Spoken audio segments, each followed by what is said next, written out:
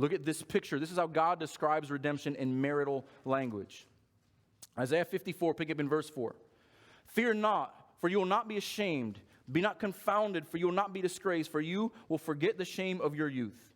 And the reproach of your widowhood you will remember no more. This is the key verse here. For your Maker is your husband, the Lord of hosts is his name. And the Holy One of Israel is your Redeemer, the God of the whole earth he is called. Look at verse 6. For the Lord has called you like a wife deserted and grieved in spirit. Like a wife of youth when she is cast off, says our God. For a brief moment I deserted you, because you deserved it.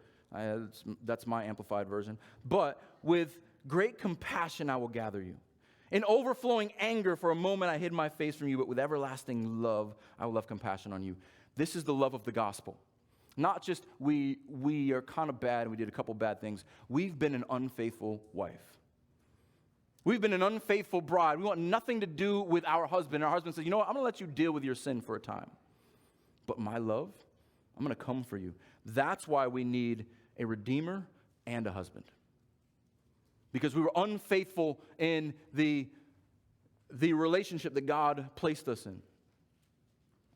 But we also need a kinsman redeemer, someone who is like us, someone who can stand in our place and buy us back. We are like Gomer, who goes after all these other men while her husband is at home, and God says, go buy your adulterous wife back, because that is what I am doing to Israel, my people. We are a faithless bride. We are a faithless people. And that's why the picture of marriage as Christ in the church is so powerful, is so deep. Because it goes all the way back to the very nature of our heart. All the way back to the garden.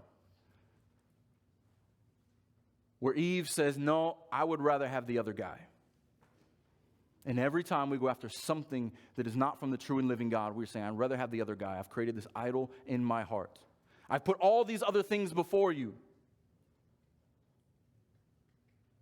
But one came as our Redeemer to stand in a place to be our husband because we were not worthy to be a bride.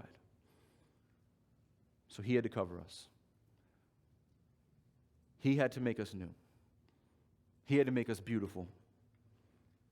He had to dress us in white for that blessed day. This is the love of God. He takes prostitutes and makes them a bride. He takes the unfaithful and makes them faithful by his faithfulness.